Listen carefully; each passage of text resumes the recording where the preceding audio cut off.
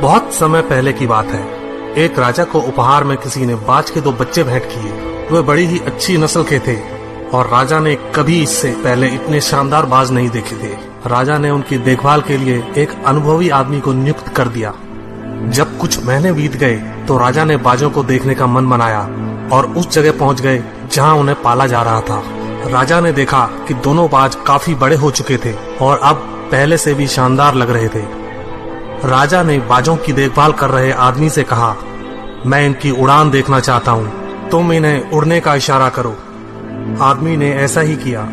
इशारा मिलते ही दोनों बाज उड़ान भरने लगे, पर जहाँ एक बाज आसमान की ऊंचाइयों को छू रहा था, वहीं दूसरा कुछ ऊपर जाकर उसी डाल पर आकर बैठ गया जिससे वो उड़ा था। ये देख राजा को कुछ अजीब लगा। क्या बात है, जहाँ एक बाज इतनी अच्छी उड़ान भर रहा है, वहीं ये दूसरा बाज उड़ना ही नहीं चाह रहा। राजा ने सवाल किया, जी हुजूर, इस बाज के साथ शुरू से यही समस्या है, वो इस डाल को छोड़ता ही नहीं। राजा को दोनों ही बाज प्रिय थे और वो दूसरे बाज को भी उसी तरह उड़ना देखना चाहते थे। अगले दिन पूरे राज्य में ऐलान कर दिया गया, जो व्यक्ति इस बाज को ऊंचा उड़ाने में कामयाब होगा उसे ढेरों इनाम दिया जाएगा।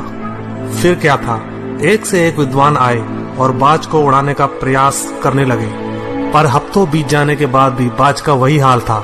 वो थोड़ा सा उड़ता और वापस उसी डाल पर आकर बैठ जाता। फिर एक दिन कुछ अनोखा हुआ। राजा ने देखा कि दोनों बाज आसमान में उड़ रहे हैं। उन्हें अपनी आंखों पर यकीन नहीं हुआ और उन्होंने तुरंत उस व्यक्ति का पता लगाने को कहा जिसने ये कारनामा कर दिखाया था। वह व्यक्ति एक किसान था। अगले दिन वह दरबार में हाजिर हुआ। उसे इनाम में स्वर्ण मुद्राएं भेंट करने के बाद राजा ने कहा, मैं तुमसे प्रसन्न हूँ, बस तुम इतना बताओ कि जो काम बड़े बड़े विद्वान नहीं कर पाए वो तुमने कैसे कर दिखाया। मालिक, मैं तो एक साधारण सा किसान हूँ, मैं ज्ञान की ज्यादा बातें नहीं जानता।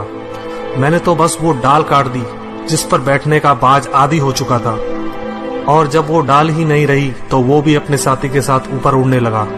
दोस्तों, हम सभी ऊंचा उड़ने के लिए ही बने हैं, लेकिन कई बार हम जो कर रहे होते हैं उसके इतने आदी हो जाते हैं कि अपनी उड़ान भरने की, कुछ बड़ा करने की काबिलियत को भूल जाते हैं। यदि आप भी सालों से किसी ऐसे काम में लगे हैं जो आपके सही पोटेंशियल के मुताबिक नहीं है, तो एक बार जरूर सोचिए कि कहीं आपको भी उस डाल को काटने की जरूरत तो नहीं जिस पर आप बैठे हैं। धन्यवाद दोस्तों। Share chat.